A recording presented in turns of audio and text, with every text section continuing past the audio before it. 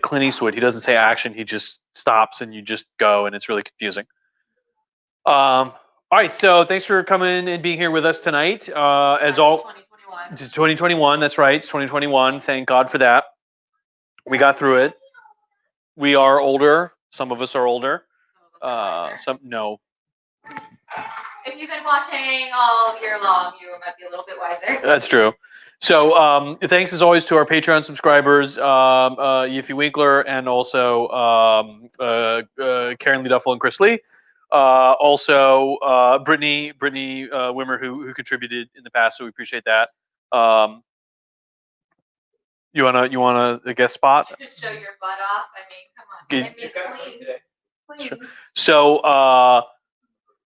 also, if you're in the comments, drop us a hello so we know this there. If you got a question, always ask it. So I figured tonight we would talk about Iraq because it just occurred to me that was the thing we talk about. So and you. So I had wanted to talk about, at some point we got to talk about Brexit, and I was reading a book about Ireland. So we'll probably have to talk about Ireland is Brexit is related. So at some point we'll probably have to do one about Ireland and then one about Brexit. That may be the same one, maybe a different one, because we talk about the Troubles, we talk about the IRA, but and then also we need to talk about Brexit, which happened, but it's not totally resolved yet. So we figured we talk about Iraq because we've invaded that place twice. We're still fighting there. It's still a thing. So let's talk about that. All right, so my mom's watching. Oh, Exciting. Uh-oh. People still not here? Okay, no, Stephanie just said hi, Ireland, so okay. Some people can hear things. Okay, good. But yeah, we got my mom, we got Stephanie, and Teresa who said she can't hear anything, so hopefully she can hear something. I don't know. Teresa, tell us you can hear stuff. Can you hear me now? Okay. But yeah, so let's start talking. Stephanie apparently was very excited about Ireland. Well, Stephanie, we're talking about Ireland. Yeah, no, Stephanie, we will do an Ireland one because we've got to talk about the Troubles, the IRA, the Provos, the B-sides, the Royal Ulster Constabulary. We're going to talk about Jerry Adams, and we're going to talk about the Good Friday Agreement, and we're going to talk about the Irish backstop, and we're going to talk about all that because it's big stuff. It's big stuff. Yeah, I don't like Jerry Adams very much, but we got to talk about him. He's a wheedly son of a bitch. Not a terrorist. No, he's totally a terrorist. He's the most terrorist that ever. What evidence is there's not a terrorist? He says he's not a terrorist. Gee, that only sounds like what a terrorist would say. And he's all in the IRA until he's not in the IRA, and then he's like, I was never in the IRA, and it's like, bro, you were in the IRA. Okay, it's photos, it's pictures.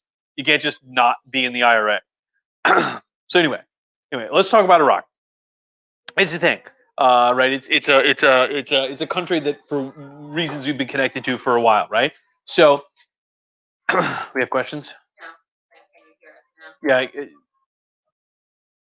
I don't want to launch into my thing if people are still. But nobody has actually confirmed they can hear us. Yeah, Teresa, can you hear? I mean, obviously Stephanie can. I mean, she said something about Ireland, so I assume she can. But maybe it was just a random. She also told us about her Microsoft and her printer not working. So okay, wild times. School starts in 3 days. So yeah, get that fixed. Yeah, you may need to get that fixed. See, are people saying they can hear us? Yes, my mom said she can hear us. So. Okay, all right. Okay, so the thing you understand about Iraq is, first we gotta wind back the clock a little bit. Back in the late 19th century, the British Navy ran on coal, and they got the coal from Wales. And the coal deposits in Wales were extremely close to the surface. They were easy to mine. It was bituminous coal, which is bad kind of coal for the pollution. Nobody gave crap about that. And so it worked. The British Navy dug up the coal, and they used it for the ships, and it's fine. Well, when a new guy around the turn of the 20th century got in charge of the British Navy, and this is the new First Lord of the Admiralty, his name is Winston Churchill, and Winston Churchill had this idea to modernize the British Navy. He was working hand in hand with one of the admirals in charge of the British Navy, a guy named Jackie Fisher. And Jackie Fisher was the one who forced the British Navy to confront gunnery. Since 100 years had gone by since the great British naval victory at Trafalgar, which we've talked about. And Trafalgar was won by the British having resolute crews and being right up next to the enemy and just hitting them with the cannons. These are ships of wood, men of iron. Well, Winston Churchill pointed out, along with Jackie Fisher, that this is sort of ridiculous because you've had 100 years of technology and they have these giant naval guns that can fire like a mile. Why do you want to get right next to the enemy ship, right? And of course, the British Navy captain's like, look, I may be in a metal ship, but I'm the same kind of captain that Nelson was, and you can't tell me different. And Winston Churchill's like, yeah, you're stupid. Like you're a dumb, stupid person, right? Like that's just dumb. It's dumb. Like you can't just not change naval tactics because everyone else's naval tactics will have changed, right? I mean, the Germans and the French and the Russians and the Americans all have new navies, and they're out there learning how to use their navies like something out of the 20th century, not the 1700s. And so, famously, Jackie Fisher actually put himself in a ship that was towing a target, and he got to a distance of a mile, and he said, "Go ahead and shoot it." And they're like, "Well, we can't shoot at you." And he's like, "Look, I'm willing to take the risk. Anyone that hits the ship with the target gets a promotion." And the Yes, the rum barrel. Nelson, Lord Admiral Nelson. Yeah, yeah, Horatio Nelson. And so Fisher's like, if you hit the target, my ship is towing, you get a promotion. And none of the British captains could hit. Their gunnery was that bad. And so what Fisher did is clean house. He fired a bunch of captains, promoted some new guys, and he started modernizing the British Navy. Turns out the key thing is training, right? It means new technology, right? And so Winston Churchill got in on this because he pointed out that the coal burning ships got dirty. And so if you're a British sailor, what do you do all the time? You scrub decks, you scrub the walls, and you paint. You scrape the paint when it gets sooty, and you paint and you clean it.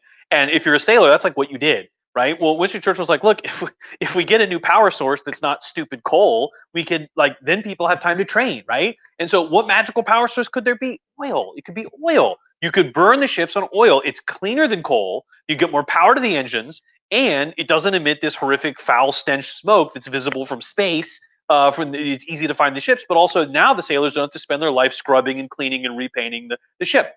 There's the only problem. Strategically, coal is really easy. It's in Wales. You just dig it up, right? You control that. The British have controlled Wales since like 1200.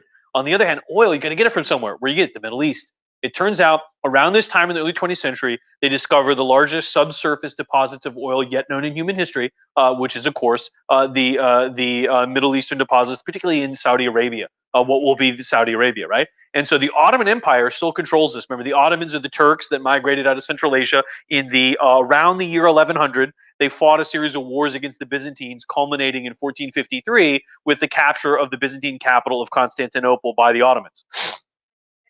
What? We don't. No, we don't. No, we don't call it that. I won't do it. I won't do it. No, it's a thing. No, I won't do it. And so, the Ottoman Empire has been on the slow decline for like 100 years, and pretty much everybody knows it.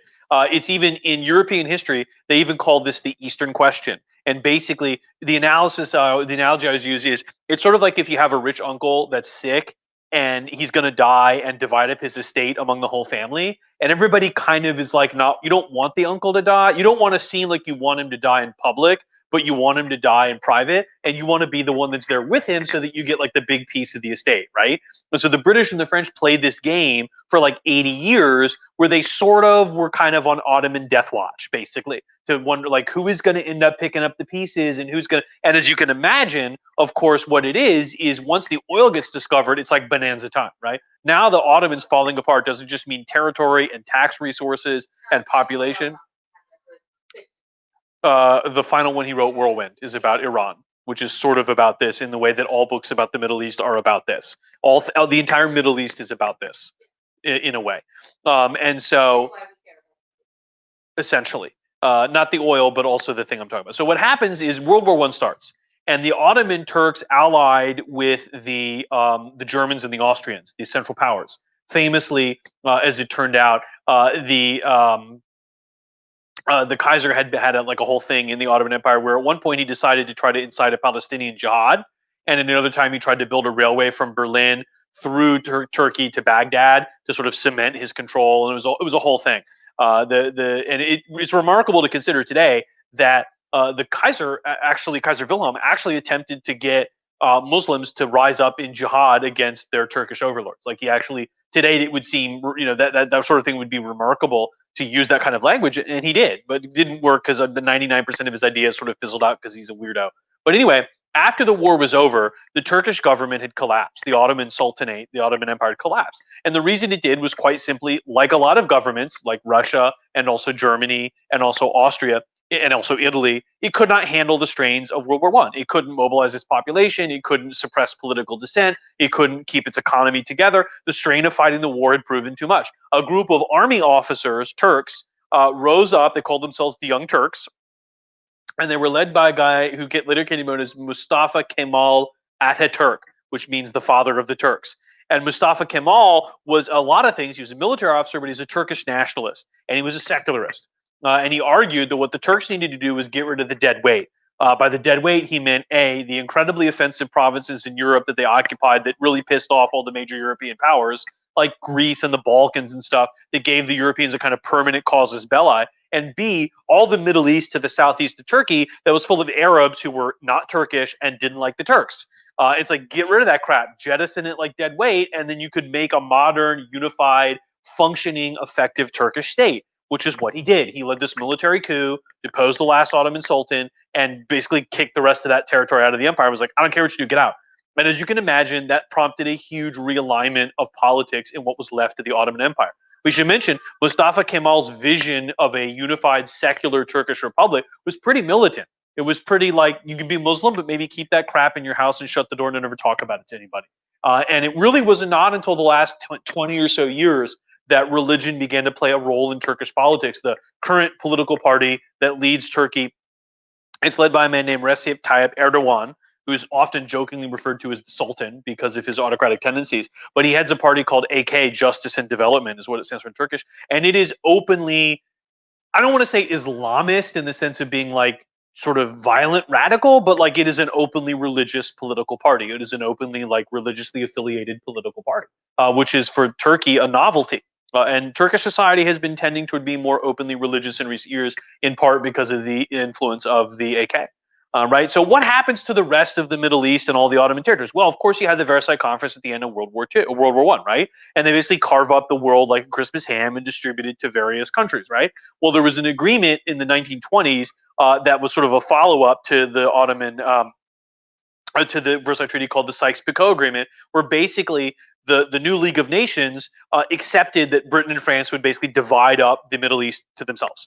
They would take the Middle East, cut it into chunks, and issue themselves chunks.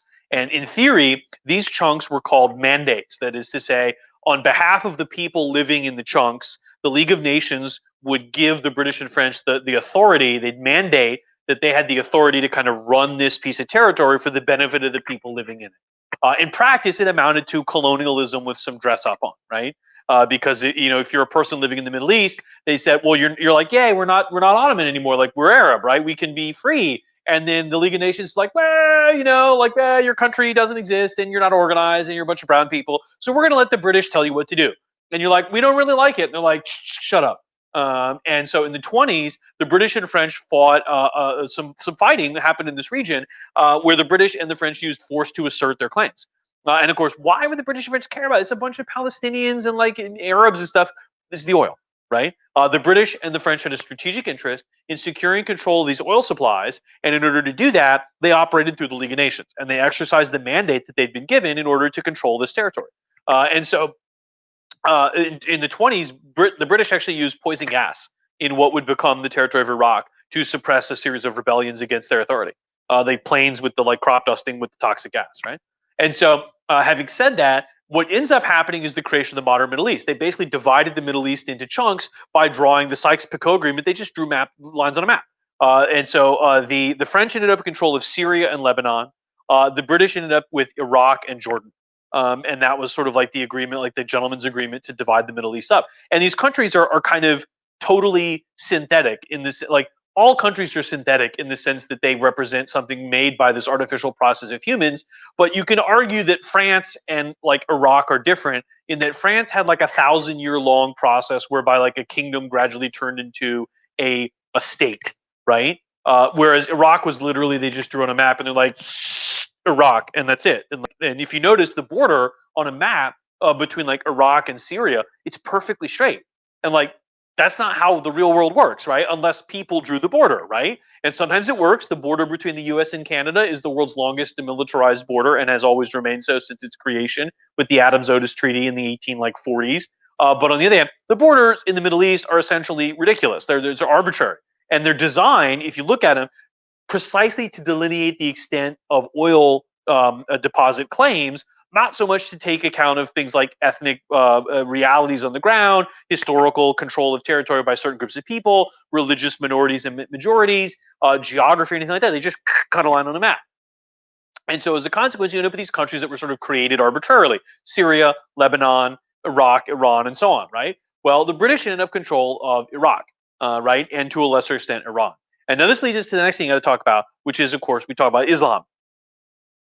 Iraq is a country that has a majority of people in it who are Shia Muslims. Remember, the Shia Muslims are Muslims that follow the split in Islam coming from the 7th century, where they follow the Imam Ali, who was the Prophet Muhammad's son-in-law, right? Who was ended up being assassinated in the 7th century. Sunni Muslims are the majority of Muslims who like Ali but don't revere him in the way that the Shia do, right? And so the two names in Arabic. Sunni means majority, or it means Sunnah, from the majority, because the majority of Muslims believe the majority of Muslims are Sunni, but also the Sunni believe that the majority of Muslims should choose the leader of the Muslim world.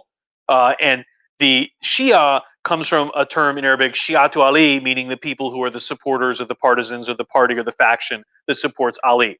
And that's where they get their names. Over time, from the 7th century to the modern age, the two versions of Islam have split considerably in terms of their practice, in terms of their history, in terms of their theology. The Shia have a certain sense of mysticism in their religion, which is very akin to, for example, parts of like Jewish Kabbalah. The Shia follow a practice of worshiping particularly holy people called Sufi, which are sort of like saints in the Catholic Church. And many Sunni Muslims consider that to be idolatrous. They consider that to be shirk, which is to say the practice of things that are not Muslim. And so you got to understand that's a huge thing. That's an enormously significant factor. Well, it turns out that the state of Iran, which is based in the old Persian, empire area east of Iraq, that's a majority Shia area. Iraq has a division 3 ways. There's a significant Arab Sunni population. There is a significant population that looks east to Iran, particularly in the southeast of the country, along what's the northern part of the Persian Gulf. It's called the Shat al-Arab, where the Tigris and Euphrates rivers dump into the Persian Gulf. And there's also a significant Kurdish population, another group of people that live in the northern part of the country. And these people arguably don't need to be in the same country. It would make more sense to have them be in 3 separate countries. Or maybe you let the Eastern Iraqis become Iranians, you let the Kurds form their own country with what's Eastern Turkey, Kurdistan or something, and then you let the people in the Southwest become Jordanian or like something else. But because of the League of Nations, that wasn't going to happen, right? So you end up with these countries that are kind of like vaguely bolted together. And the political leadership in Iraq that the British fostered was very much a leadership that was Sunni. And the British sort of liked those guys because they were a minority, which meant they were dependent on the British, right? They didn't have any popular support in the country. They couldn't abide democracy because they would lose any vote, being outvoted by their Shia countrymen. And so the British sort of knew that these guys were dependent on them. So they fostered them. They gave them money, weapons, training, a military, all that stuff, but because they knew that those guys, once they got in power, would not only want to cooperate with the British to keep getting the money and the weapons, but also they knew that those guys would be utterly dependent on keeping the Shia minority, the majority, down, because if at any point the Shia got their hand in power, they would presumably take it out on the Sunnis, right? It was sort of tit for tat. And so the British sort of liked that. They liked playing people against each other. It worked out good for them, but not good for the post-colonial history of places like Africa and India, right? And so fast forward to the 50s, right? The Cold War is raging. Oil is more important than ever. Something's going on upstairs. It's exciting. And so having said that, the Cold War is raging. Oil is more important than ever. And thanks to World War II, the British have been replaced by America as the major power in the region. And of course, America's rival, Russia, is another major power. And so this leads us to a discussion of Iran. Now, the Iranians, they have a company. There's an Iranian-American oil company, right? And it is controlled by I think the Anglo-Iranian oil companies is mostly British guys at this point, but they sell their oil abroad to the United States mostly. And so in the 50s, the Iranians elect a government headed by a minister named Mohammad Mossadegh. Mossadegh is a socialist, kind of in the way that Bernie Sanders is a socialist, in that he espouses some socialist policies, but he's not like Stalin or anything. But that's enough for the Americans to really take concern. This is the Eisenhower administration. People are really concerned about the spread of socialism in the world. McCarthyism is making a lot of Americans concerned about communism at home.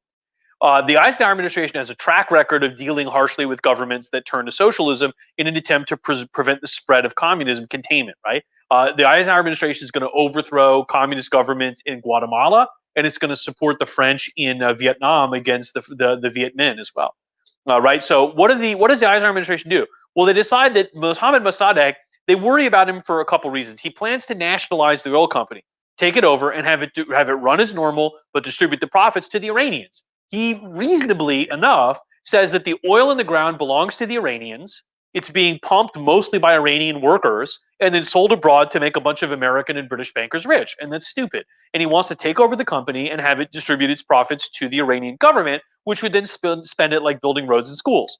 You can agree with that. But at the same time, the problem with the Americans, of course, is A, the oil company shareholders are pretty powerful, and B, they worry that Mossadegh's socialism represents an opportunity for the Russians to get involved in the Middle East. And the Russians would love that. They would love to have a warm water port.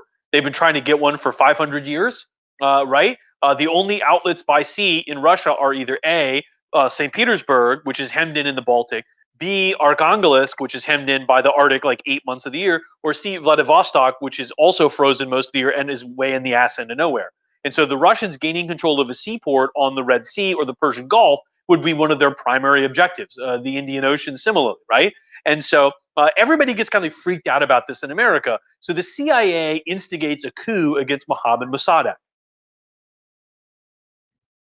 And the way they do it is they actually create the impression that there's this violent movement that's going to like overthrow Mossadegh. He cracks down, and then it causes like revolution, and the CIA is like they're instigating and like escalating the whole thing.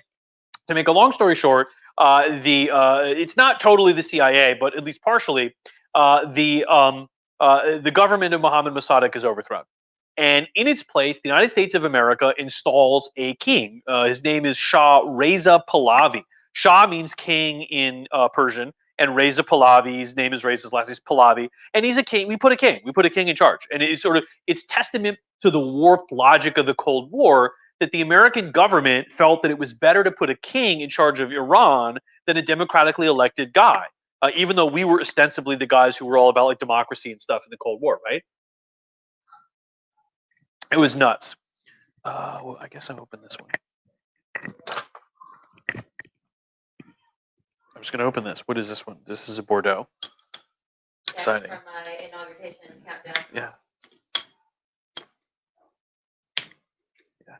So some French wine. Yeah. Drink me like one of your French wines. Do you need me to open this? No, I got it. That's not how you do it. Fine. Okay, so what did the Shah of Iran do in Iran? I mean, he was a dictator, right? I mean, he had a secret police called Savak, which tortured people and killed them, and a lot of people fled the country. He tried to promote development and democracy along secular lines. He kind of tried to do what Mustafa Kemal had done. And if you look at pictures of Iran, Tehran and stuff, there were women walking around in mini skirts, and there was, like Western culture, and it was pretty open and free. But at the same time, it was like, it was not, the society was more relaxed, but also the political culture was highly repressive. And as you can imagine, there was this sense that that wasn't like going to fly for a lot of Iranians. A lot of Iranians with traditional religious views didn't like it, right? And so the reason this all comes to a point is that the Arab world in the 20th century has this kind of wacky-dacky development path. You would think that, like, looking at it today, religion would be the thing. But in fact, most of the Arab governments in the 20th century were highly secular. And there was this sense among a lot of Arabs who came out of the fall of the Ottoman Empire. You had all these countries: Morocco, Algeria, Libya, Tunisia, Egypt, Lebanon, Jordan, Syria, Iran, Iraq, and they all had this idea that, like, man, for hundreds of years we've been run by these Turkish guys. They were super Muslim. They were sort of backwards looking. We need to look ahead to the future. The wave of the future is like modern economic development and socialism and sort of, secularism. And so most of the countries were governed by these governments that were sort of not interested in Islam. They viewed it as this like backwards sort of stupid BS, basically, right?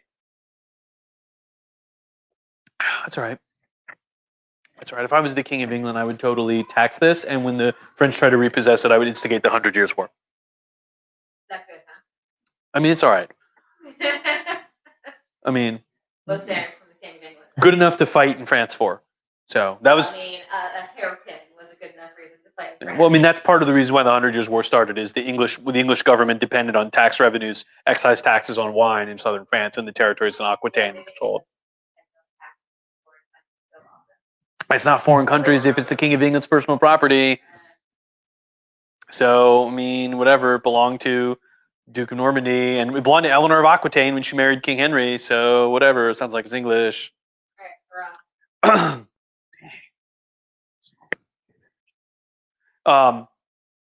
so most of the Arab countries form what are often known as Ba'ath parties. And so spell the word Ba'ath, but two A's, B-A-A-T-H, and put an apostrophe between the two A's, Ba'ath. And there was one in every country. There was an Egyptian one, and there was an Iraqi one, and there was like a Jordanian one. And they all pushed these sort of secular kind of pro-development agendas. And part of the thing that they did is they were dictatorships. They cracked down on political dissent. They had this idea that they got from sort of Leninism that if you're the government and you're led by this revolutionary party, you're going to do the right thing. So you just need to do it, and everybody else needs to just shut up and let you do it. And anybody that disagrees is harming the revolution, so just get rid of them. And as a consequence, Egypt and Tunisia, and they ended up all these dictatorish governments, right? And what that meant is that opposition to these governments often formed up on religious lines. Because if you're like an Egyptian and you didn't like the government, the only place for you to express yourself, the only space that was not controlled totally by the government was the mosque. And you would go there to find people to gripe about the government with, right? And the traditional big moment in Islam is Friday prayers, where everybody goes to the mosque. You go to the mosque every day, you pray 5 times a day, whatever. But the big prayer ceremony is Friday, and it's Friday night. And everybody goes, and you do your fifth prayer of the day, and the sun goes down, and the imam gives a big sermon. And these ended up in the Arab world being very politically charged because it was hard for the government to crack down on the preacher, right? It was hard for the government to come in and arrest, Imam, Walid or whatever for giving a speech critiquing the government. I mean, they could, and they did, but it often was people pushed back. And so you have to understand that this is like in the 20th century, particularly in the 60s and 70s. And so you understand that the if you're a young person in the Arab world, the free ideological space that you would be exploring to kind of like express yourself is a religious space. Whereas like in America, you might say that like in the 50s and 60s, a lot of people who became liberal were not religious, right? Viewed religion as part of the establishment, and it was conservative, and it was religious people telling you what to do. And for example, a lot like you might argue that the gay rights movement was in opposition to evangelical Christianity. In the Muslim world, it's the opposite, right? People who were pushing for political rights were doing so in a religious context because that was the only place where they were able to express themselves. The newspaper, the TV, the radio, the colleges, the schools, all that was controlled by the government, not the mosque, right? And so that's sort of where political Islam kind of comes from. That's like why Islam has this like political component today, because it kind of comes out of the 20th century, right? And so all of this matters because in the 70s, Islam began to get political in like a big way. In Egypt, there was a group that was formed called Ikhwan, the Muslim Brotherhood is what it's called. And it was part influenced by a guy named Sayyid Qutb. And Qutb was an Arab guy who had gone to the United States of America. He lived in Colorado or someplace, Kansas, and he'd been educated as an engineer. A lot of these dudes in third world countries and in second world countries, they get educated in like technical subjects. All the dudes running China, they're all engineers. And the reason is that's a way to get educated that is not overtly political, right? If you go to school and you study engineering and you live under a dictatorship or an authoritarian government, and they come in and they're like, what kind of crap are you learning in school? You're like, bro, I'm just an engineer, right? Like I'm just studying electrical engineering. And they can't, there's nothing subversive about that. Whereas if you're studying poetry or literature or history or philosophy, that could be subversive, right? What kind of stuff are they teaching you? And so if you look at like Xi Jinping, China, he's an engineer. If you look at all these dictators, all of these guys in the government, a lot of them tend to have come out of these sort of anodyne careers where they got educated in these sort of ridiculous subjects. Yeah, the hard sciences aren't political. It's just I'm just learning medicine. I'm a doctor, right? I'm just learning, construction. I'm just learning math. It's whatever. And so that sort of stuff is not censored. Whereas if you went in Egypt to Al Azhar University in Cairo and you're trying to study literature, the stuff you'd study would be heavily like policed, right? Whereas like calculus, the teacher would be like, it doesn't really matter who appointed me to be the teacher. Like I'm just going to teach you calculus is calculus, right? And so, having said that, this guy Qutb comes back and gets put in jail because the Muslim Brotherhood that he helped to lead for a while and influence, they were pushing against the government in Egypt. They were agitating for more democracy, but again in this religiously motivated way, right? And Qutb actually got executed, by the Egyptian government, and he was famous for writing a withering critique of the West, in which he argued that American society was irreligious and kind of decadent and kind of horrible. Which is the Muslim Brotherhood actually rejected him because they didn't like his level of violence. But a lot of people in the Muslim Brotherhood left because they did like the idea that he wanted to use violence to reform Muslim societies. And if you look at a guy like Osama bin Laden, where did he get his ideas from? Qutb. That's where all of the kids in the Arab world in the 70s and 80s read this guy's book, and knew he'd been executed by the Egyptian government. He was a martyr, right? In a way, like in the way that Islam was seen as this like sort of like anti-Western, anti-secular sort of rising force in the third world, a guy like Malcolm X would go, and the Nation of Islam would go look at that, and they would be like, these guys are trying to fight for their countries, they're trying to fight for their own democracy. There would be like a connection, of sympathy there, right?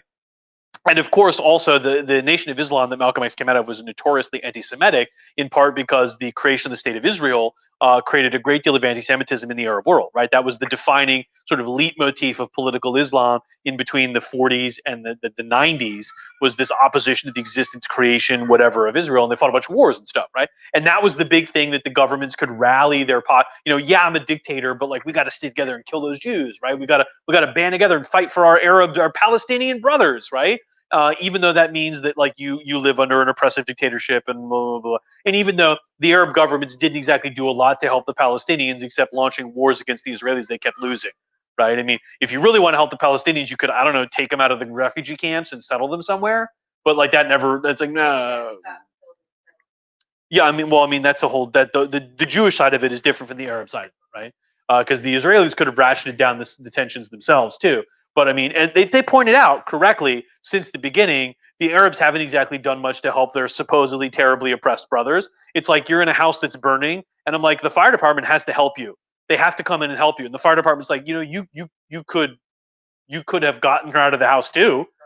You could have like thrown a rock through the window and dragged her. But like, it's like, oh, that's your problem. You're terrible for not, right? And so, in any case, all this matters because in the 70s, Iran falls apart. And it falls apart in a bad, bad, bad way. He's trying to give you drinks. She's doing her crossword puzzle. Was she doing the crossword puzzles? Candy Crush. All right. So what happens in Iran is that the Shah is getting old, and as he gets old, the whole generation of Iranians grew up under his bullshit and they hate it.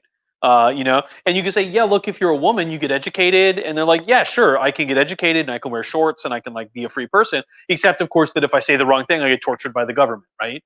And that, as you might imagine, doesn't seem like much of a trade-off, right? And the centerpiece for the resistance to the Shah's government is this guy named the Ayatollah Ruhollah Khomeini. Right? And he's this random preacher who lives in exile in southern France, but he emerges as this sort of religious icon to many Iranians. And by the way, he uses this massive new technology. He gives these sermons in France, right? And they record them using these cassette tapes. And then they smuggle them back into Iran and they make copies of them. And so every person in Tehran in the 70s, they go to the rally or whatever in public, but then they come home on the weekend and they pop in the cassette tape and their cassette player and they listen to the latest sermon from the Ayatollah Khomeini. And they're like, man, this guy is an Iranian patriot, right? And so in 1979, he flies back to the country and stages a revolution. And it's this horrible, agonizing, humiliating experience for the American government because a couple things happen. First, the Shah of Iran, who is our ally, and we've trained his secret police, we've supplied his military and all this stuff, he flies out of the country to get kidney treatment because he's got kidney problems. And while he's away, the revolution happens and he can't come back. And so President Carter is under terrible pressure to like help our ally. And it's not Carter's ally. Carter hates the guy. He's a jackass. But on the other hand, you can't just roll him under the bus. So Carter's like, well, I got to invite him in the country, give him medical care. But then when you do, everybody's like, well, wait a minute. He's like a horrible dictator. Like, are you supporting this guy? And Carter's like, well, no, I hate him. And then people, the Republicans are like, well, wait a minute. This is our ally. You're not going to give him medical care? And Carter's like, what am I supposed to do? You're supposed to throw him in the side of the street and be like, fuck out of here, asshole. Or you're supposed to invite him in. And there's no way to win. This is a guy who's been American policy to support for like 25 years, who is also a shitty person and we should have kicked to the curb 24 years ago. On the other hand, you can't just abandon an American ally in a strategically important region in the middle of the Cold War. And so Carter ends up doing what he does in most cases, which is trying to do both sides and failing miserably at both and kind of playing the middle. And again, it's a symptom of the entire Carter presidency, which is A, Carter had the worst hand of any president, but B, he played it badly to the extent that you could. And so Carter got dealt a bad hand and played it badly. Some people got dealt an okay hand and played it badly. We'll talk about that. Some people got dealt a good hand and played it badly too, whatever. But Carter, I think, got delivered a bad set of terms under which to be president and then did as bad of a job as you could, kind of muddled through in some respect. We'll see, because the books are beginning to come out where we're beginning to look at the Carter presidency more critically. Right? There's been Stuart Eizenstat wrote a book a couple years ago, and Jonathan Alter wrote a biography of Carter, came out about 3-4 months ago, which tries to sort of put him in a better perspective. We're getting to the point where it's 40 years ago, so you can begin to look more critically. But I think Carter sort of made a hash of it. Sort of his fault, not totally his fault. But anyway, the Shah eventually dies in exile. Whatever. What? Like you've like 12 times lifted your glass like you're gonna take a drink, and then you're so busy talking. Drinking him out of that. Aziz Light. How old is Pretty young. He's pretty young. Yeah. No, he died.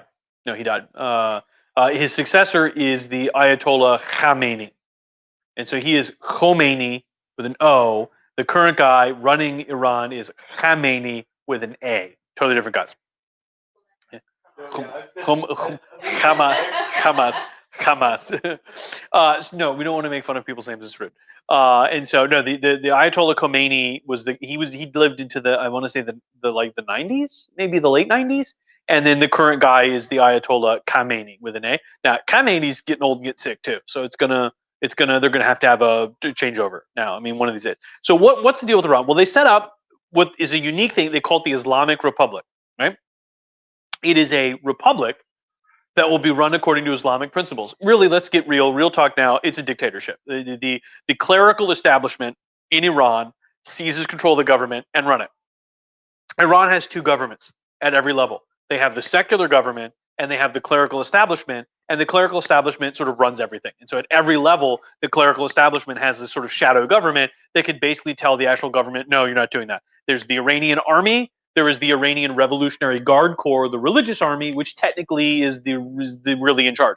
There is the Majlis, the Iranian parliament, but there's separately a group of clerics that certify candidates for the parliament. So when you have an election, the election, it's an election. You can vote for whoever you want. Well, the clerical parliament has to make sure that every candidate for election meets their standards, so they can be like, yeah, you're disqualified, she's not. Well, so there you go. You could vote for her or nobody, And so it's this wonderful sort of shell game where it's like an Islamic republic. Yeah, it's really a dictatorship with some trappings of some bullshittery to kind of dress it up, right? And the Iranian government has gone back and forth. In some years, they've sort of toned it down. In recent years, they have tended to not. Everybody remembers the protests in 2009 with Mahmoud Ahmadinejad, where he was going to lose the election. And so the Iranian government just rolled into the streets with its militia and the Basij and the IRGC and just shot everybody. They just shot people in the streets who were protesting.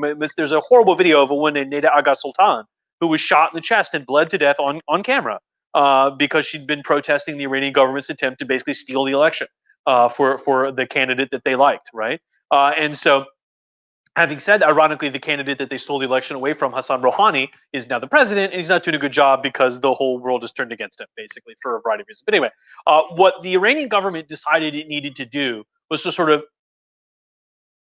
it's the momentum of this sort of revolution, right? I had a professor in grad school that argued that the entire goal of the Nazis was to institutionalize the feeling of soldiers in battle united against the common foe.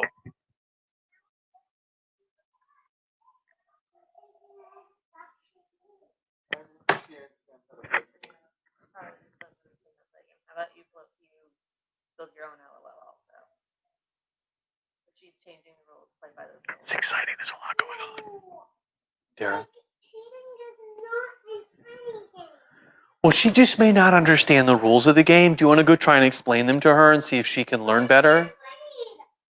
You can totally read.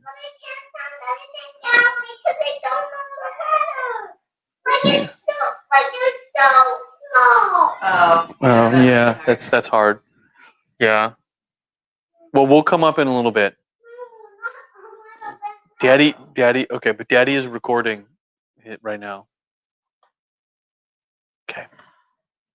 And so, oh, okay, yeah. No, there's no questions? No, they're talking about beer. Evan said there's good beer in the fridge. Not anymore. No, I mean, there is some good beer in the fridge. What? I mean, look, I feel bad for Evan because he paid for that beer, but like, you just left it here. What do you think's gonna happen, bro? I mean, there you go. So whatever. So anyway, Also, my mother says if you can pronounce all those names, you're not drinking enough. I mean, I can pronounce all those names. It doesn't matter how drunk I am. I mean, so anyway, I had this professor in grad school who shout out to Peter Bergman. He was a man, and he argued that the entire goal of Nazism was to sort of institutionalize the idea that, like, it's in German they called it front camaraderie, the camaraderie of soldiers in battle. Right, you're with your buddies. The shells are flying. You're fighting the bad guys. You're saving Germany. You're all together. You depend on each other.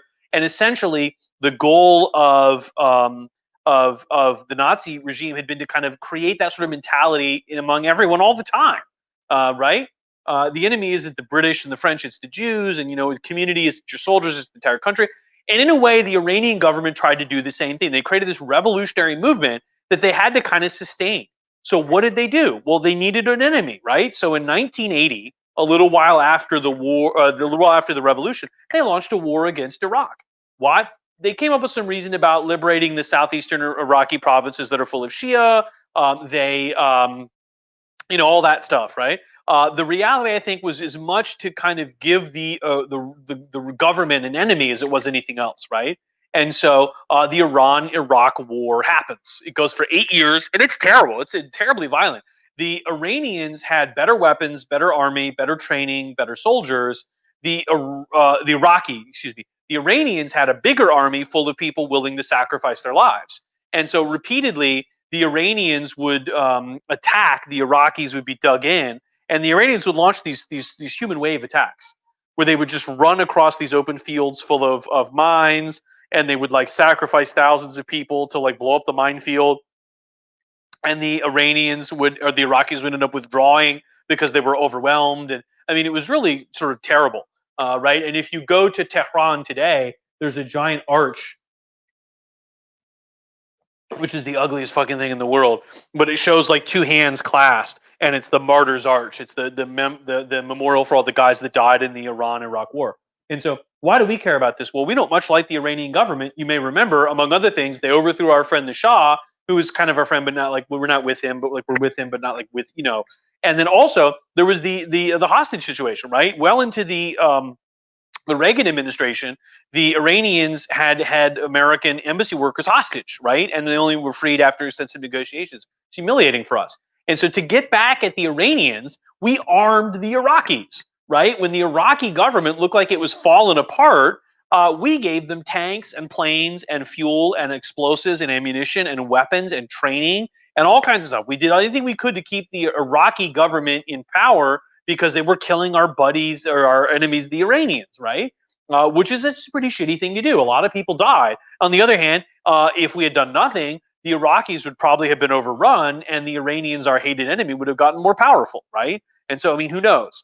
But anyway, all this means is that by the end of the 80s, the government of Iraq was armed to the teeth, and they were ready to rock and roll with American weapons, with American. Yeah. I mean, if you give somebody a gun, they can shoot it that way or they can shoot it this way, right? I mean, and yeah, and so and it doesn't exactly always. Their interests are not your interests. That's the problem with allies, right? Is sometimes you agree and sometimes you don't, right? And so The enemy of my enemy is my friend. until the enemy of my enemy is my friend. Until, as it turns out, the enemy of my enemy is my enemy because he's my enemy, right? And so let's talk about the late 80s, right? The Cold War ends, right? The Soviet Union falls apart because it's stupid. couple years later, Eastern Europe rejects communism, right? It turns out the Germans, the Poles, the Czechs, the Bulgarians, Romanians, Hungarians, they don't want to be communists. Communism is stupid, and so that shit falls apart.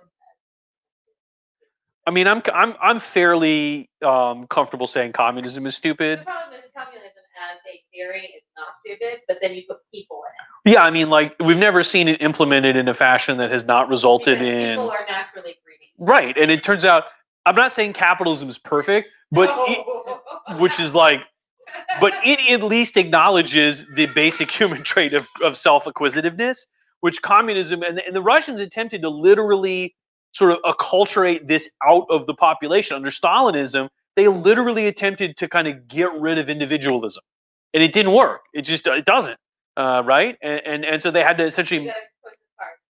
Blue or black? yeah. Oh, we're going to put everybody in a communal apartment. Everyone's going to live in a dormitory, and everybody's going to have. You're going to share a kitchen with 7 families. Yeah, and it's like that just didn't work. It just didn't. And you can argue, oh, Russia was poor. It didn't have the resources to sustain communism. World War II. I mean, yeah.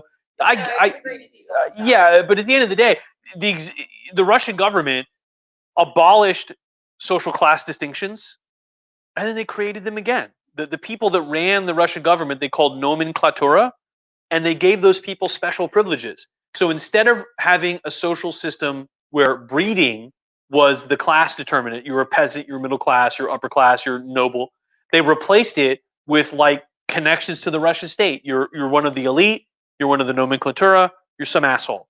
And it's like, so classism is bad, but classism is okay. I mean, it's like religion's bad, so we're going to ban Islam. Anyway, here's my new religion, Blislam. And it's like, well, wait a minute. Like I thought it was bad. I guess we'll find out. It's exciting. So anyway, all right. So anyway, the Cold War's over, and the George H.W. Bush administration, generally everybody agreed, had done a pretty good job like managing the collapse of the Soviet Union. Like we won the Cold War, but we didn't like win it in the sense of like conquering Russia and like whatever. We were just kind of content to like just handle your shit and don't nuke anybody, and like we'll just and Gorbachev famously had always said the thing he got from Reagan was an assurance that Reagan would not use the weakness of the Soviet Union to win the Cold War with a nuclear attack. Right? Like he would let the Soviet Union fail without trying to like win on like the game, right? Without trying to like take the cake, right? And so George H.W. Bush, I think there's a lot of things you could say about him. I feel like his pardon of the Iran-Contra people was super awful. I feel like he pandered to some of the really crappy elements in the Republican Party to win office, which I guess you have to do, but it's still not good to do. But on the other hand, this was a pretty good achievement. Like for the history books, this will go down as being the thing that he really gave to the next generation of Americans is a peaceful transition away from the Cold War. It didn't work out for a variety of reasons. Gregor, Gaidar, what's that? 10-year-old problems. I mean, 10-year problem. Did you say he was being trolled? I mean, I feel for him, but welcome to the internet. It's like, okay, all right. And so, having said that, I mean, the great Yegor Gaidar and the Russians, like they kind of fumbled the transition to a market economy, but that's nobody's fault but their own. But anyway, along comes the first great moment in the post-Cold War world. In 1991, the American-backed dictator of Iraq, a guy named Saddam Hussein, decides to invade Kuwait, the neighboring. Yeah, we'll get there. It's rude enough in the Arab world to do that. Yeah. And so, why does Saddam Hussein decide to do this? I mean, there's a bunch of reasons. Saddam Hussein, by the way, is a wild dude. He's one of these guys who took over this country and realized that he had this unlimited sort of venue for his own bullshit, basically, right? Like, we're all got bullshit ideas. We all got dumb stuff we think. Most people can't make this happen by picking up a phone, right? Most people can't just like realize their dumbest ideas because you're like, oh God, like I gotta get this. I'm on the couch watching Netflix, like I'm tired. But Saddam Hussein could be on the couch watching TV and pick up a phone and be like, I need a gold-plated toilet, and they would be like, you got it, because he'd shoot you if you didn't, right? And so we should mention, by the way, Saddam Hussein routinely depicted himself in propaganda as the infamous and very, very, very, very successful Kurdish military leader Saladin from the Second and Third Crusade, which is, imagine like the American president having propaganda pictures of himself painted dressed as George Washington. That's like basically what Saddam Hussein did. He wrote a bunch of novels which got critically rave reviews in the Iraqi press because if you didn't like Saddam Hussein's novels, you get shot in the face. So that's great. If you've ever seen the Sacha Baron Cohen movie, The Dictator, it's at least like 25% based on Sacha on the Saddam Hussein. Some of it's Idi Amin. There's a scene where he starts a foot race and he's losing and he pulls out a gun and shoots a guy, and then all the other foot racers like just like stop and are like walking really slow, and he like jogs to. That's literally Idi Amin who did that, who would routinely race against people who would be told if they beat him they would die. And so it was like Idi Amin was like, I'm the fastest racer in Uganda, and it's like you know, like because nobody dares beat you. yeah. I mean, it's like, is it or really? And so Saddam was saying, like, you know, he did this kind of nutty stuff. Why did he do this? I think you know, there was nobody to tell him no. He had an army and he needed to use it. He needed the money. You know, he figured we'll try it, see if it works. So he invades Kuwait. Why does George H.W. Bush go after some say, well, I mean, you know, we need the oil. That's one thing. The destabilization of the world energy markets that accompany the Iraqi invasion of Kuwait are disastrous. On the other hand, I think George H.W. Bush would say, were he here, you can't just let countries invade other countries like you don't do anything, right? I mean, we're supposed to be the hegemon. We're supposed to be the country that's sort of the arbiter of the world order here. This would have been the situation where, like in the 70s, the Americans and Russians would have like brokered some kind of peace arrangement. They're gone, so I guess it's us. So I mean, Operation Desert Shield, right? We go to Kuwait, we liberate Kuwait. Operation Desert Storm, we invade Iraq, and it was disastrous for the Iraqis. I mean, as it turns out, spoiler alert, their military was good and we trained it, but it wasn't like America good, right? And so we blew the living crap out of their military. There's a whole bunch of infamous stories. There's the Highway of Death, where our planes annihilated an entire highway of Iraqi vehicles. There was the tank battle. I forget what it was called. It was it's got a number because it was a hill where it took place, where our tanks didn't suffer a single casualty, and we knocked out like 120 Iraqi tanks because our tanks outranged their tanks. So like they were driving towards us, and we just blew them up one by one, and it was like they didn't have military that could compete with us. Yeah, well, it turns out if you buy your crap from America, well, we sold them stuff that was good in the 70s, and it was good enough to beat the Iranians, but it wasn't good enough to beat the M1 Abrams, which is the coolest tank around. So, you know, Russians might have a tank that's that cool these days, but that's these days. This is 2020. I mean, they've been spending pretty good money building their army up. Putin really revitalized the Russian military, which is you need to do if you're going to invade countries, which he does. But of course, we don't know. We've never fought those guys. We haven't seen the. I mean, they beat up Eastern Ukraine, but it's like it's a bunch of farmers. You know, it was the Ukrainian military. It wasn't exactly like Germany or whatever, right? And so, having said that, this left us in this sort of awkward question: like, what do you do about Iraq? Well, you know, Secretary of Defense Dick Cheney, former Wyoming congressman, been active in conservative politics for a long time. I mean, well, I mean, it was a guy named it was Whittington. It was an accident, and it felt really bad because he shot the guy and he got a heart attack because he was like 85, and it's apparently a legit mistake. But it was like, and you know if you're you know if you're Dick Cheney, you're like, look, this was a horrible mistake, and I'm going to hear about it for the rest of my life because of the press. You know what I mean? Like, and so. Well, I mean, you know, to be fair, when you're out, apparently they were like duck hunting or whatever, bird shooting, and the guy you are supposed to stand in like a line, and Whittington, I think his name is Dick Whittington, got out of the line, and so Cheney like he shot him because he thought it was foul, and it was like that's why you're supposed to stay, you know, together. And it was like apparently the other guy was like, no, it was my mistake. Like we should not have got. You don't go in front of people with a gun. Yes, because you know. Don't Famously, of course, Texas Monthly put out a cover, and it was a Dick Cheney impersonator, and he was shooting at the camera, and it said, "Buy this magazine, or Dick Cheney will shoot you in the face." It's like, damn. And my mom liked that one. And so, having said that, there's a bunch of horrible pictures that emerged later of American guys, you know, dealing with Saddam in the 80s when it was important for us to do so. Right, but if you talk to Cheney and you talk to Bush, George H.W. Bush. They were like, look, overthrowing Saddam would have created. Cheney was very forthright. He said, if you overthrow Saddam, you need to run Iraq. So, like, we don't want that. We don't want that problem, right? I don't want to break it. I want to buy it. And so, keeping Saddam in power seemed good enough, right? And the Clinton administration ended up settling for a proposition whereby we gave Saddam a no-fly zone. We told him you can't fly planes over the military stuff over your country, and we enforced it. We shot stuff down, right? We should mention also that the northern part of the country, which is full of Kurds, the Kurds are a group of people related to the Turks. They live in 3 countries. They live in northern Iraq, they live in northern Syria, and they live in eastern Turkey. And they fought for decades to get a country, and basically they don't have any allies, so it doesn't work. And the Syrians repress them, the Iraqis repress them, and the Turks repress them.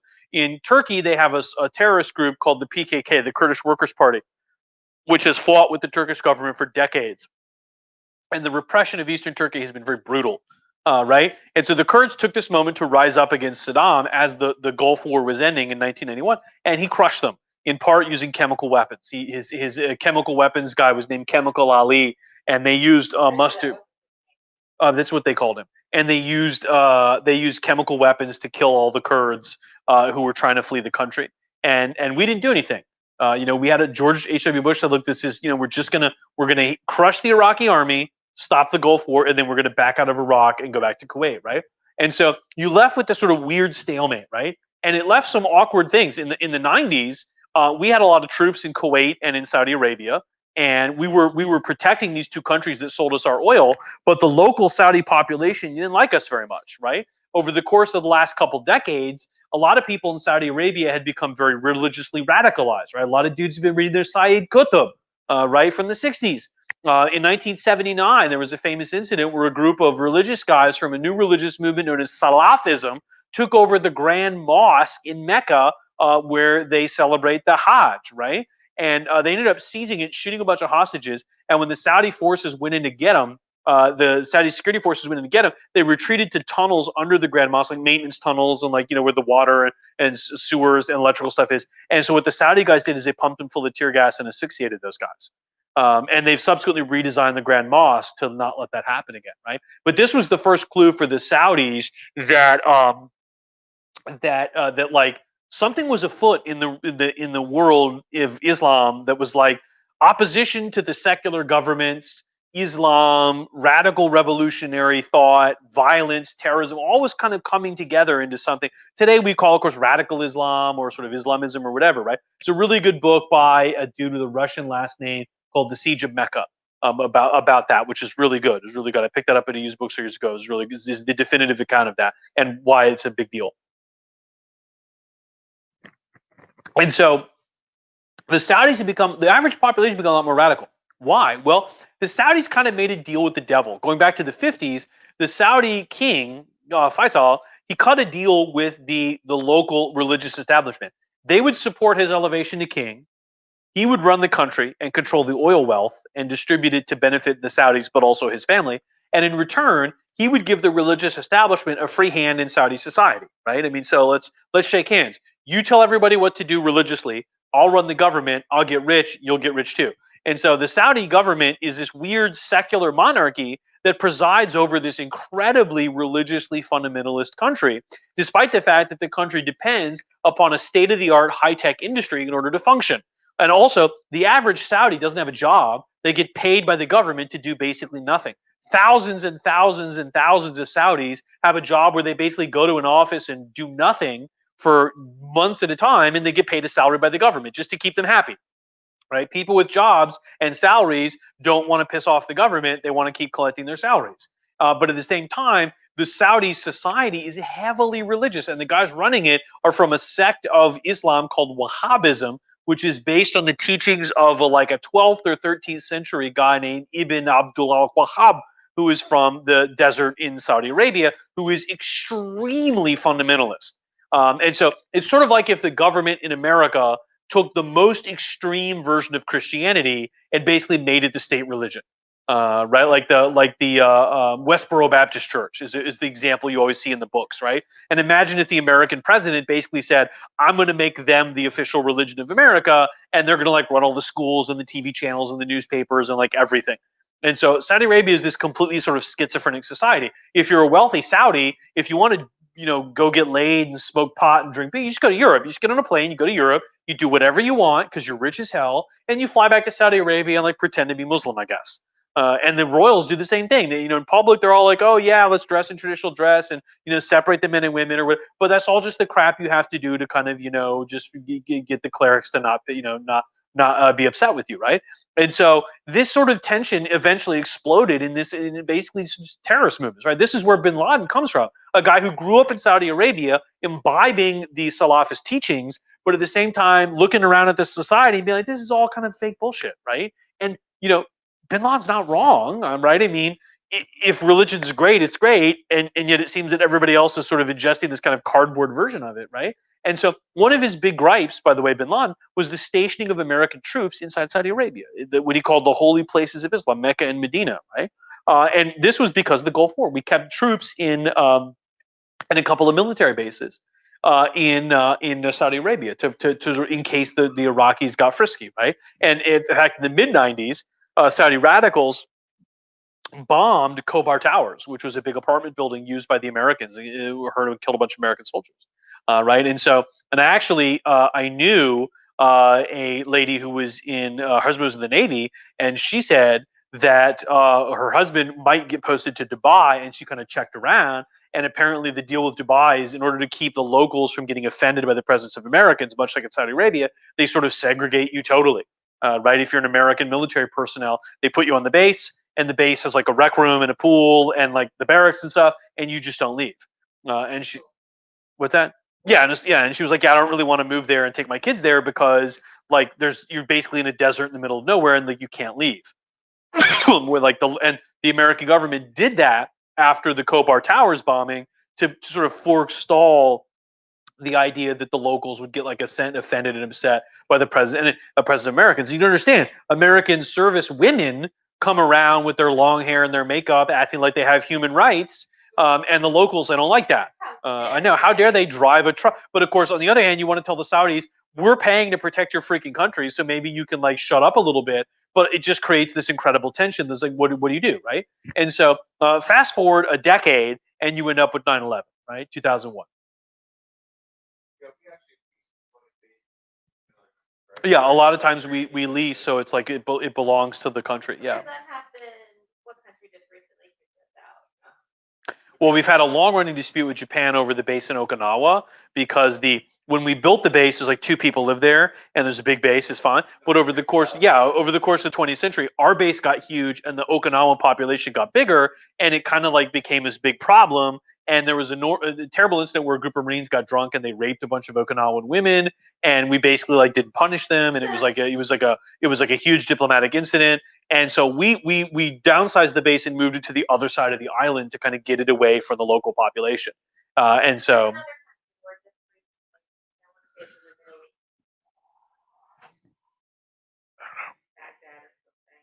Well, Baghdad's in Iraq. Right, but I'm just saying there's another. Yeah. Well, I mean, but like, yeah, we lease those bases, and like, I mean, it kind of depends. On the one hand, it's like, Guantanamo Bay's we pay the Cuban government like a limited sum, and they refuse to take it. They never cashed our checks. Yeah, because they protest, and it's one of those things where it's like, like they cannot cash our check, but also like then we're illegally occupying Guantanamo Bay, but also like what they can do about it, right? Like you want to go to war? Like let's go to war. Like like how many people in America would be upset about overthrowing a communist government in Cuba, right?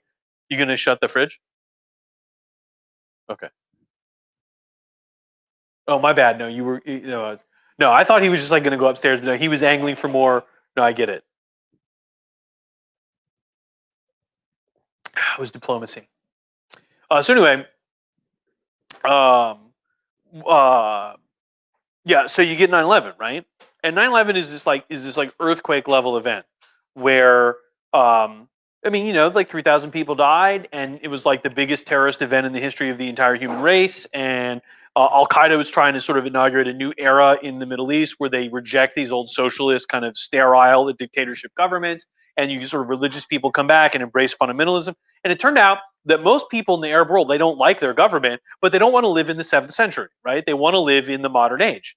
They want to like most young people who've been on the internet, they want to live like people in Europe and America, not necessarily living unbridled lives of, sexual passion like maybe people think Europeans do, but like they want to like get educated and be wealthy and have like not censorship, and they don't want to live in the desert like 8th century people. And there are some Salafists that think that in order to be Muslim, you got to live like Muhammad, and they don't mean metaphorically like Muhammad. They mean like with camels and shit. Like we gotta like yeah, like Ahmed, like we gotta really like. Did Muhammad have electric lighting? Like maybe we shouldn't have electric lighting. And like it's all fun and games if you're like 17 years old, like wondering how to be edgy and in the Middle East in the 1970s and thinking like that's what. But like if you're a 19-year-old kid in 2001, you're like, yeah, like I think I'd like the internet. Like I'm not opposed to. I don't know. Sometimes I feel like maybe we don't. Well, I mean, what was it that the quote they always assert to the Spanish studio Ghibli? Maybe anime was a mistake. Like maybe the internet was a mistake, right? Like maybe we didn't need the internet. Stay tuned. And so in this context, the Bush administration goes to war with Afghanistan, and that makes sense. The Afghan government was headed by these rebels, the Taliban.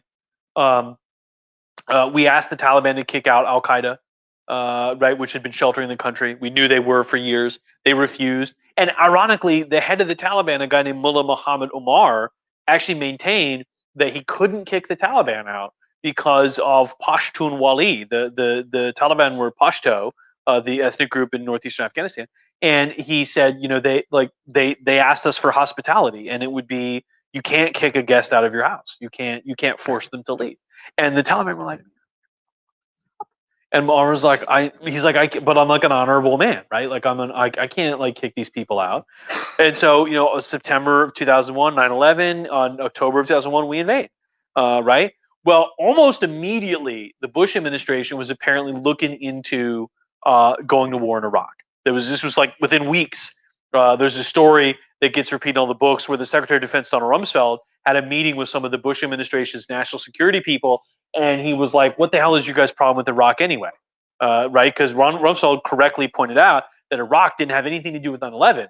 Right? In fact, the idea that Al Qaeda and Iraq would have cooperated was insane because the very secular government of Saddam Hussein in Iraq that would have been in charge of Iraq was the kind of government that Osama bin Laden, A, didn't like, and B, mostly accused the Americans of supporting. That was one of his... Ironically, not ironically. Yes. Ooh, boom. I'll drink. Cheers, I'll drink to that.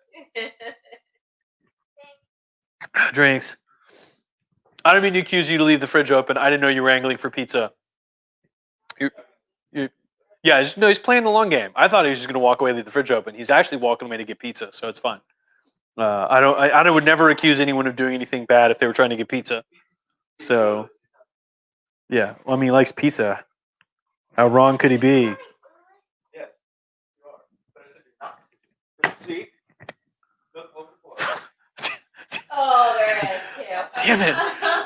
And he's so frustrated because he's like, don't say anything bad about me, but also we've all been there. We've all been there where you're like, don't insult me, and then you like, yeah.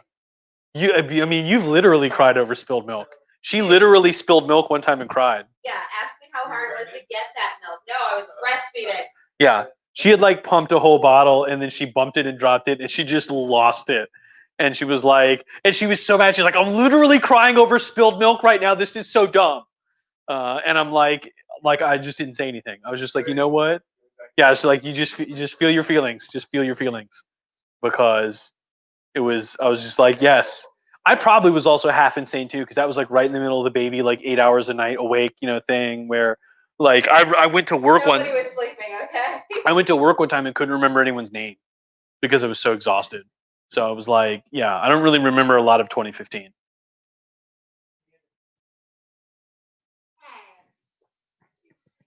I mean, yeah, I mean, like, he's probably talking about your sister. She was born technically 2016. True.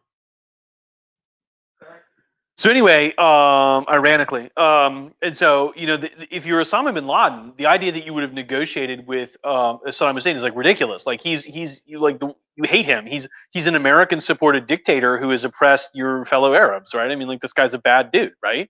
Uh, and so, but the Bush administration always was trying to sort of look for an excuse to go to war in Iraq, and I mean, it took them a few months. We didn't invade until 2003, but they concocted this idea that the Iraqis had weapons of mass destruction, yellow cake uranium, man. And so it was this whole thing where the Iraqis had a weapons of mass destruction program. Everybody checked into this stuff, right? Everybody, it doesn't cost you a lot of money to set up a program to do a feasibility study and find out like what's it going to cost to do this, right? What's it going to cost to set this up?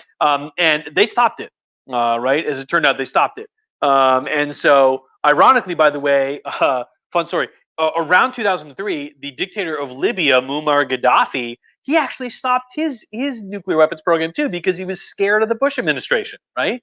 And fun story, a couple years later, in the early Obama years, in 2010, there was a revolution in the Arab world called the Arab Spring, and the that was yeah, it was, yeah, okay, so you're as old as the Arab Spring.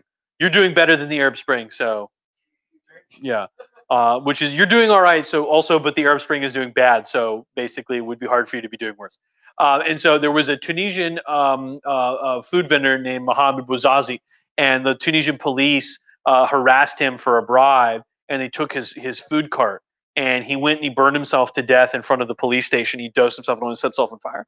And he did it because he was like, the government is terrible. And you can understand, every Arab from Morocco to Egypt lived in this sort of dystopian government. It was bullshit. I mean, the government doesn't function. You pay your taxes and they just take all the money, and there's corruption, and the schools are terrible, and the roads are terrible, and everything is like, what's the point? And so, yeah. No, like, that was how they organized it. Was everybody got on Facebook and was all like, "Dude, you guys as pissed off as I am. Let's go go nuts, right?" And so there were these protests all over the Arab world, and because of the revolution in Libya, the Gaddafi ended up getting deposed, and they found him. The rebels found him in a sewer culvert, and they dragged him out of the sewer culvert, and they roughed him up, threw him in the hood of the car, and shot him in the face. And that was yeah, and so I mean, they got rid of his ass. And so the lesson, if you are a lot of people, is if you have nukes, don't give them up. Right? A guy was watching it, Kim Jong Un, and I'm sure if we got Kim Jong Un in here and we talked to him, Kim Jong Un would say, "Look, for real, I have nuclear weapons, but the last guy to give up nukes, revolution killed him, and I don't want to end up with my face pressed into the glass of a Peugeot and a 9mm bullet in the back of my head. So I'm going to keep my nukes forever, because that way you have the ultimate weapon. If somebody tries to overthrow you, you're like, go ahead, because when I die, I'm going to press this button and kill 40 million people, right?" And so the irony is that Gaddafi giving up his nukes made him vulnerable to the kind of revolution that you're probably never going to see in North Korea. I mean, the stakes in North Korea are so high that, like, if we went and assassinated, if we invaded North Korea, Kim Jong Un would just be like, "Well, I got nothing to lose," and then you just blow up Seoul and you just kill 60 million people, And so, but anyway, that's sort of Saddam Hussein had apparently given up the nukes in the 90s because it was too expensive. He didn't have the no-fly zone, the sanctions that the UN had put on him. He just couldn't develop the nuclear weapons. And they had the UN inspectors, and so he was cooperating to a degree, but it's expensive to develop nukes. You got to get centrifuges, and you have to get nuclear fissile material, and you have to like refine all this crap, and you have to build. I mean, and then you get a nuclear weapon, and they're like, okay, this is the bomb, and you're like, cool. What are we going to deliver it in a FedEx truck? Like, you got to get missiles. Well, I mean, that's expensive. Like, you got to build rockets, and you can't hide that crap, because when you start testing rockets, we have radar. And we're going to be like, what's the rocket for? And you're like, and we're going to be like, this is a picture of the rocket from, yeah. Like, here's a satellite photo of the rocket. Here's you standing next to the rocket with you, that's you right there. And so, like, what's that? And so, I mean, like, that's, and I mean, Saddam Hussein was like, okay, whatever, we'll give it up. Right. But the Bush administration, they did a classic thing where there's a lot of books about this, but they sort of in the intelligence community, what the Bush administration did is they siloed the nuclear weapon stuff, the intelligence, to feed right to the top. And so when the CIA found information about what Iraq might be doing, instead of vetting it and sending it through the sort of normal procedures, they sent it right up to Dick Cheney. And what Dick Cheney would do, the vice president at this point, is he would ditch any stuff that he didn't like, take the stuff he did like, and amplify its significance, right? And so he was able to make what many people thought was a persuasive case for war, but it was done in a way that was result of like biased information, right? I mean, if you look at any person, you can find things that taken out of context are suspicious, particularly if you take the context away. Yeah, there was a guy named Ahmed Khalabi, and Khalabi was the head of an Iraqi group that wanted to go overthrow Saddam. And the neoconservative wing of the Republican parties are former Democrats who become disaffected with the Democratic Party under Carter, had primarily begun to support Republicans under Reagan, and they argued that we should be like the Cold War ended, and we shouldn't have settled for a draw. We should have won, right? We should have made the whole country, the whole world democratic, right? Well, those guys, they love the idea of going into Iraq and overthrowing Saddam. I mean, don't you want people to be free? I mean, isn't Saddam a bad dude? I mean, yeah, he is. And what Khalabi did was he pitched himself as the dude who's like, I'm an Iraqi, I know everybody, I've been in exile, but I have contacts, I have all this information. And in order to make himself important, he told the neoconservatives and the Bush administration what they wanted to hear, right? And so, I mean, if you're Cheney, you're like, dude, this guy Khalabi's telling us all this shit. And it's like, yeah, he's funning you, right? I mean, he's lying to you because you were willing to believe him.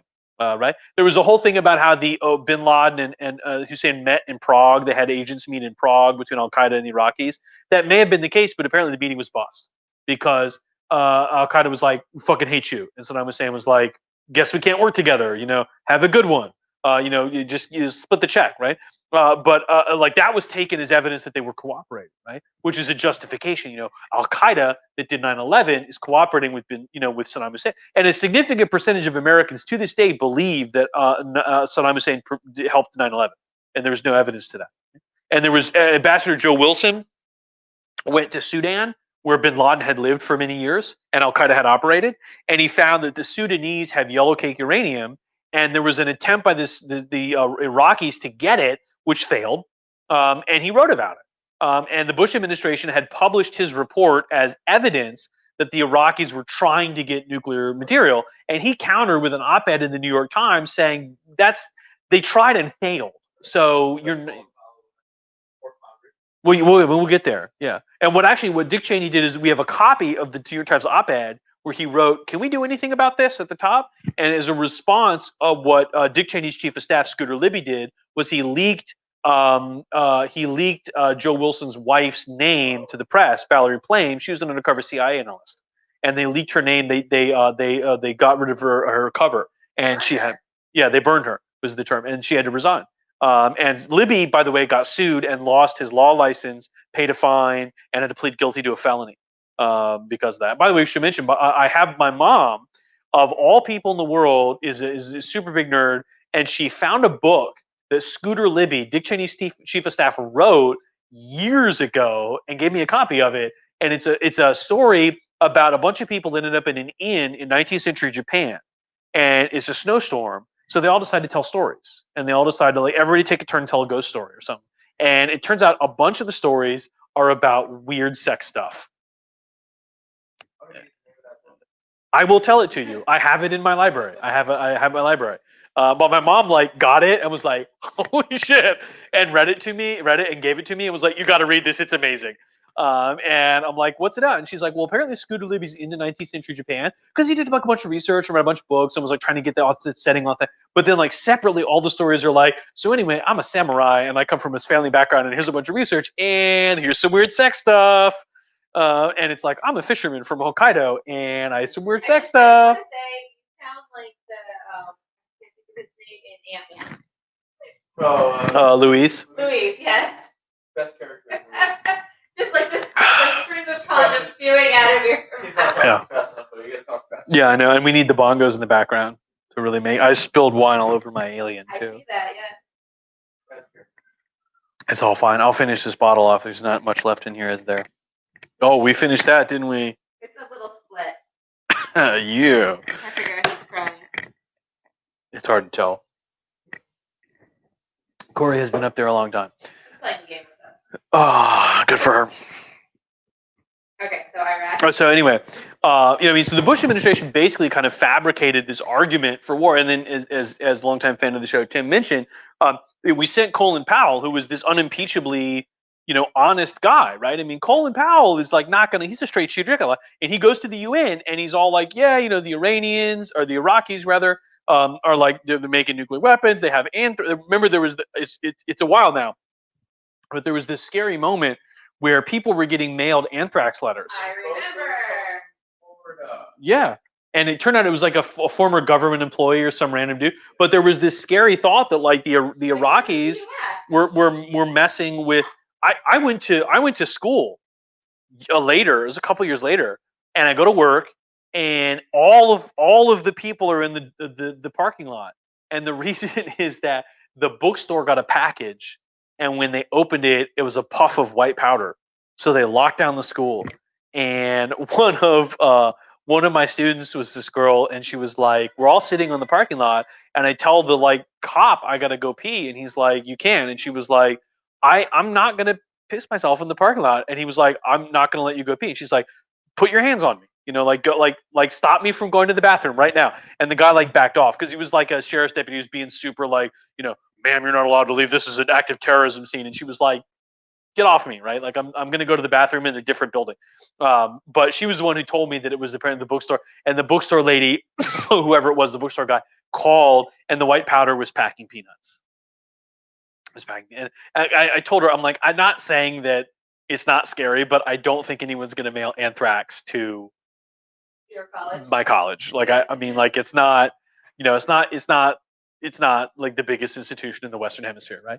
But I mean, like it was scary for a while, like people, and so I mean, Colin Powell had a little vial of anthrax. He was all like, "This is what a vial of anthrax might look like," and and I mean that was convincing. I mean, and Colin Powell has later admitted that everything, like he asked the Bush administration, "Am I going to go out there and lie?" And they were like, "No," and he totally did. I mean, it turns out most of the claims that he made, Wait, he didn't. he didn't know. Was an Yeah. assessor. He was just he asked them, "Are you giving me a speech full of BS?" And they were like, "No." And he was like, "Yeah, if I'd known the reality, I probably wouldn't have given the speech." But of course, then what are you going to resign? I mean, that's either you do what the government says or you resign, right? And so in response, we invade Iraq in 2003. And this argument is the Iraqis are developing WMD, and if they get them, they'll use them. Right? That was the Bush administration, and Israel or us. I mean, and, Dick Cheney said, we don't want the next smoking gun to be a mushroom cloud, which is like a vaguely alarmist statement, right? I mean, it was like, and we should mention Dick Cheney's got a history, man. This guy, he had been the chief of staff in the Ford White House. He had worked in the Bush White House. He had been a congressman from Wyoming. His wife is a terrible person who I don't like because she was involved in a big controversy in the 90s to develop humanities standards, and she's an awful person who I hate. She helped write these big curriculum standards for American history with the National Institute of Humanities and the Smithsonian. And then when they were published, conservatives didn't like them because they weren't rah rah America, and she flipped on them 180 degrees. And she was like, "Oh yeah, they're terrible." And it was like, "Bitch, you helped write them. Yeah, like you were on the committee." Gary Nash was the American historian who was served there and wrote a very bitter book about her willingness to undermine a committee that she served on.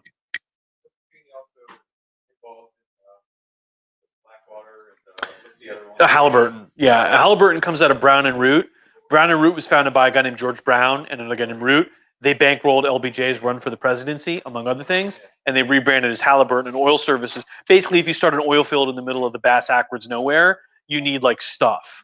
So you contract with Halliburton, and they would like sell you generators, electrical equipment, like food, like the stuff you need to get your oil operation off the ground. Well, they got tons of money from the oil companies providing them services, and as you might imagine, the conspiracy theory is that they had a lot to gain from an invasion of Iraq, which put oil fields under American control, right? I mean, and they ended up contracting a lot of stuff to the American military because it turns out an oil field and a military base, they need the same stuff: power generation, water, hygiene, medical supplies. Yeah. Who is this? Yeah, who asked that? Evan? I don't know about the Carlisle group. I have to Google it. Yeah. Who's to say? Classic Evan. Right. He's been talking about one time in the office he used to work at. Where they were Oh, really? Right, It's in Boca. Yeah. Yeah, and I remember they caught one guy who was doing it. Yeah. Yeah. And I mean, it was a little wild, and turned out it was not a foreign actor. It was like some crazy dude. Yeah, but of course we didn't know. And Anthrax was like, it's not like you're. I mean, like the Unabomber was making bombs out of his basement, or a shack or whatever. But like Anthrax, you can't just get. And so the suspicion was like maybe somebody who's got a little bit more capabilities than your average wacko is sending this stuff, right? I mean, which is it's not an unreasonable thing to think, right?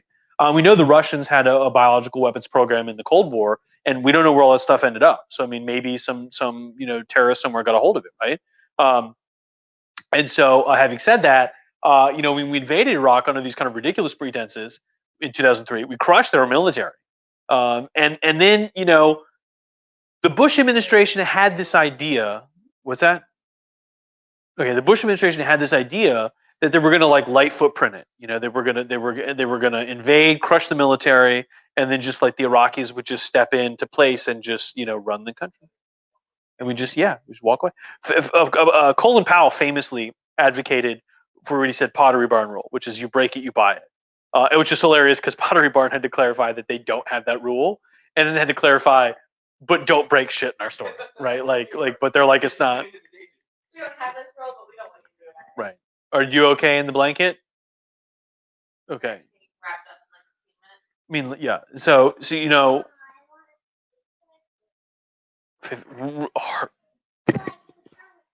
okay. Well, and so we invaded Iraq then under these kind of false pretenses, and it didn't work. I mean, like we wrecked the country, we blew up the infrastructure, we destroyed the economy, we annihilated the government, and then we were left holding the bag, and it was a disaster. People looted the Iraqi National Antiquities Museum, which, by the way, the founders of Hobby Lobby started the Museum of the Bible and ended up buying a bunch of the stuff that got looted from the Antiquities Museum in Baghdad on the black market illegally, which is how they ended up tracking all that stuff down. That was the whole thing. And when Donald Rumsfeld, the Secretary of Defense, was asked about that, he was like, "Well, democracy is messy," and it's like, I mean, like, but you made that mess. It's not. It wasn't like accidental, right? And then Iraq began to fall apart at the seams, right? The Sunnis that lived in eastern Iraq wanted to become allied with Iran. The Kurds that lived in northern Iraq wanted to become their own country. And the Shia, the Shia that lived in eastern Iraq wanted to become allied with Iran. Then the Sunni were left kind of in a terrible position. They were the minority. And when we proposed making Iraq into a democracy, those guys saw it as a death sentence, right? They're like, if you make Iraq a democracy, the Shia will outvote us, seize power, and crush us and kill us, right?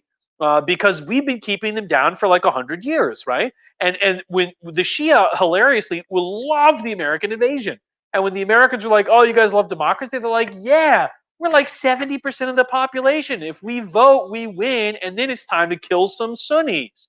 And we were like, "Oh, wait, that's not what we want, right?" And I think the iconic moment of the early Iraq occupation comes when the guy we appointed to kind of transition Iraq to democracy was this dipshit named L. Paul Bremer. And in the history of people who are stupid, I think there's a few people you can put up there. I think that Nicholas II is on the list. L. Paul Bremer is like in the top 5. And Bremer dissolved the Iraqi army. And it seems like he did this in part to provide the Bush administration a propaganda coup.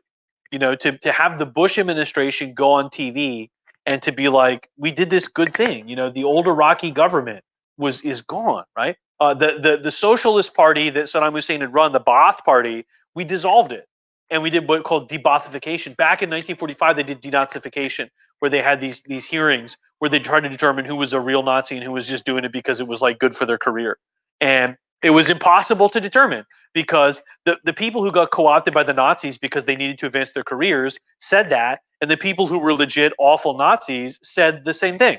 And how do you know? I mean, you got to really do some research. And of course, we kind of didn't have the resources to do this or the time to do it. And the same thing happened in Iraq. Yeah, I mean, you go to some dude and you're like, all right, so you were in the Ba'ath Party, and the guy's like, well, like I'm a licensed contractor, so I kind of had to be. I mean, does that guy a card-carrying Saddam supporter, or is he just some guy trying to make a living? You know, I knew a guy in college whose parents had immigrated from Russia in the 80s, and he had been a physics teacher at Moscow State University, and the Americans freaked out about his dad because he was a communist. He's been in the Communist Party, and his dad finally had to tell the Americans, "Look, I hate communism, but if you want to get tenure at Moscow State University, you have to join the Communist Party, which is how they get you." Right? And the same thing happened in Iraq. All the plumbers, contractors, doctors, lawyers, dentists, teachers, accountants, government officials, all of them were Ba'ath Party. So we kicked him out of the government, and now the only people left to run the government are fucking idiots. Right? And then we disbanded the army. L. Paul Bremer was like, we disband the army. It's like, cheers. Well, yeah, but now you end up with 100,000 Iraqis who have military training and who have keys to trucks and tanks and guns lockers and shit. They don't have a job. You just told them, you're unemployable. So what did those guys do? They went and they unlocked the gun locker and they took all the guns and they're like, I guess I'll just take this shit on my way out and sell it. Right? Yeah. And then there were some bad dudes who were like, you know, bearded guys, maybe a little crazy, little Salafist dudes. And they were like, oh, hey, Waleed, you got fired today because the army's gone. You got some guns or whatever? And Waleed's like, I don't want to sell these guys guns, but I need money to pay for my family to live. So I sold all those dudes guns, right? And so as a response, the insurgency that had kind of sputtered along for the first few months blew up after the end of the Iraqi army, right? All of these armed dudes walked into the insurgency and were like, I guess I'm one of you guys now. Or they started getting guns. And by the way, the insurgency started picking up too, because when we supported the Sunni government of Iraq, the Shia started having their own insurgency and they started getting weapons from Iran. The Iranians started shipping guns across the border. I mean, why not help the country that you've been at war with for years fall apart, right? Also, the insurgents, the Iranians armed in Iraq, killed Americans. So, is that okay, right? We knew that this was happening because American vehicles in Iraq started getting disabled with explosives, improvised explosive devices, handmade bombs. The Iranians had a really good kind of improvised explosive device that shot pieces of superheated copper into American vehicles that would explode. And the intelligence that we began to get, these are really sophisticated. You need like a military background to make these. And it turns out the Iranians had sent bomb makers over to teach the Shia militias how to make these badass improvised explosive devices to use against American soldiers. And so the whole thing kind of turned into this giant mess. And you could see it coming because the Bush administration kind of didn't plan for this. It's like, if you're going to sink a ship full of people, you got to plan to have lifeboats. You got to plan for the consequences. If you're going to blow up a country like Iraq, you got to have plans for what happens after. And they really didn't. And I think you can blame them for that. You can't necessarily blame them for everything that went wrong, but it seems reasonable to assume that they should have had some planning in place for what was going to happen when the government of Iraq imploded in 2003, and they had none. They just thought it would all just sort itself out, and it didn't, right? And of course, a decade later, you ended up with ISIS, which is, if anything, you could never have imagined in 2003 it would get that bad, but it did. And ISIS was like Al Qaeda, if Al Qaeda got to be like, I don't know, 10 times worse. Yeah, even Al Qaeda. Yeah, well, there was a guy named Zarqawi, not to be confused with Ayman al-Zawahiri, who was the second in command of Al Qaeda. Zarqawi was in a Jordanian prison back in the day, and he got let out because the Jordanians were basically, look, if we let you out of prison, you get the fuck out of the country. And he was like, sure, and like, get out. And he started Al Qaeda in Iraq, and he affiliated with Iraq, with Al Qaeda more broadly. Al Qaeda had this whole franchise opportunity business. So form a terrorist group in your country, take our name, and we get the prestige of you launching attacks in our name. You get the prestige of using our name, right? I mean, you're not selling burgers, you're selling Whoppers, right? Yeah, it worked out great. They had Al Qaeda in the Islamic Maghreb. They have Boko Haram in Nigeria. They had Al Qaeda in Iraq. They had a whole bunch of franchises. It was great. They had Tehrik-i-Taliban Pakistan, who was kind of loosely allied with them. They had Lashkar-e-Jhangvi, and they had Lashkar-e-Taiba. They had a whole bunch of franchises. There was the Moro Island Liberation Front was kind of like loosely allied with them in southern Philippines. And so it was like this. It was this franchise model. But as it turned out, Zarqawi was so violent that even Al Qaeda was like, "We're not with that guy. Like we're not with him." And there was the famous Golden Mosque in Samarra. It was like 2006 or 2007, where everybody comes out of Friday prayers in the Golden Mosque in Samarra, and 4 car bombs went off and killed like 400 people. And it wasn't like Al Qaeda was like, look, you kill Americans, like that's kind of what our thing is.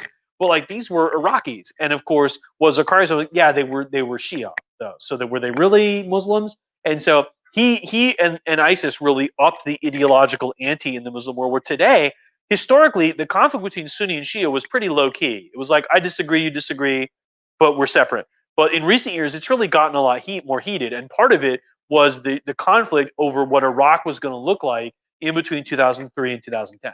Right, this fight over the Shia or Sunni-ishness of Iraq.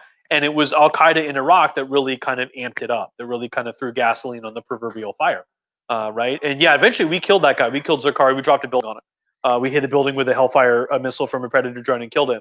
But it didn't matter because Abu Bakr al-Baghdadi, Abu Bakr from Baghdad, took over and became the leader of what would become ISIS a few years later. But anyway, I think we could probably do another whole lecture about that. And we should probably do that at some time. But my producer is telling me that it's time. It's late. So we're not going to be here next week. We're out of the pocket. But we will be the week after. So as always, comment, like, subscribe, share. If you have a topic you're interested in, hit me up, and I will attempt to get conversant enough in it to do one of these lectures. Yeah, it's fine. I'm fine. I'm totally cool. Yeah. And so thanks everybody for being here. We appreciate everybody being with us. And so thanks for Should we have a stump the drunk type of thing? well, no, people are just gonna yeah, they could do that. There's always stuff that I can't know everything.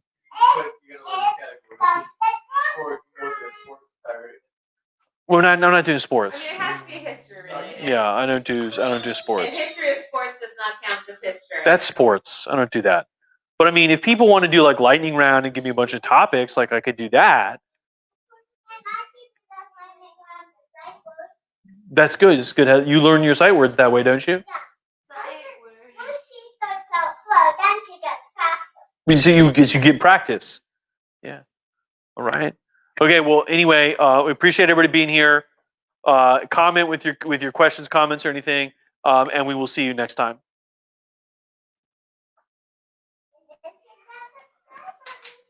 Yeah, and hit that subscribe button.